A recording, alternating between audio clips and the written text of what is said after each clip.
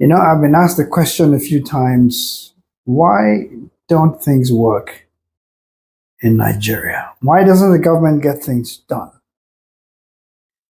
Well, I wouldn't say the answer covers everyone because I do know a few government officials who are keen and dedicated on getting the job done.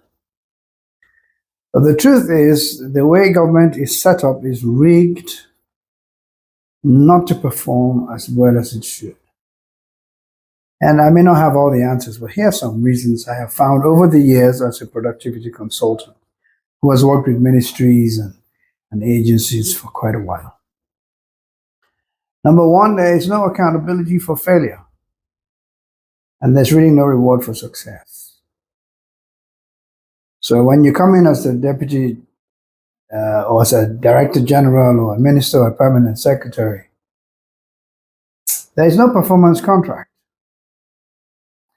In recent times, they've tried to put some in place, but there's no enforcement. And because the approach in government is, I have been directed to do this or to do that, it's very easy to shift the blame when things do not work. And naturally, things will not work. Another thing you'll find is the fact that the government depends on appropriation of funds from the National Assembly. So they take a previous year's budget and then they pad it up a little bit and put it in there, and nobody really cross-checks, no checks and balances. And though we have procurement being more professionally pursued these days, there are still lapses in the system, and everybody knows that. I know the Bureau for Public Procurement is doing the best that it can, but government is so large that if they say themselves that they can cover everything, they'll only be deceiving themselves because the contractors, the consultants, the suppliers know that there are gaps in the system. Another reason I think that government doesn't work is basically the institutionalization of incompetence.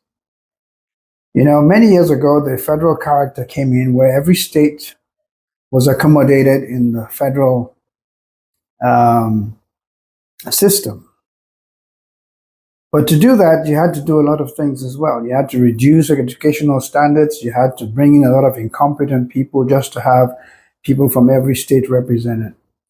But after a certain number of years, one would have thought that we would stop that and allow competence to rule. We have to be a meritocratic society.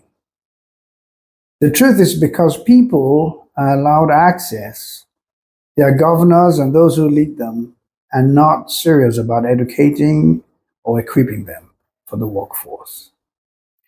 And incompetence breeds incompetence. We can see now that examination boards are rigging results in favor of certain parts of the country to maintain a federal character. You also see incompetence in the agencies because sometimes a chief executive can be docketed for simply looking for competence. And they'll say, oh, there's a federal character commission. Why don't you have people from all the states represented? And in other words, who cares about standards? So yeah, there are many reasons why government cannot get things done, but it's not about policy. We have great policy. I've been able to see quite a lot of them. I've been able to see the strategies put in place, but the lack of performance is a challenge.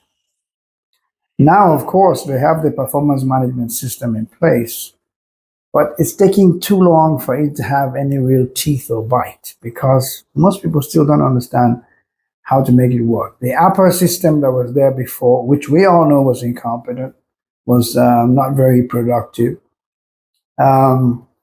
has still not been overtaken by events, as it were, in terms of putting the new system in place.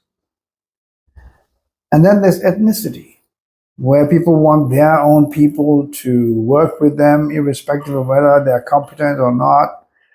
People bring their own private assistants and technical assistants and SAs into office and create a little fiefdom for themselves. All of this contributes to poor governance. for the people.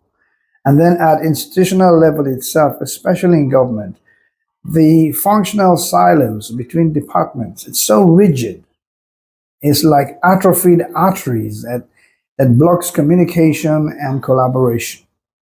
So yes, there are many reasons why government performance is poor, but there are also ways to make it work. And that's the key thing. Leadership is now going to be defined by the ability to make things work, irrespective of the challenges. And I hope that the few answers I've been able to give would help people to see what needs to be done to move the country forward. Thank you for the opportunity.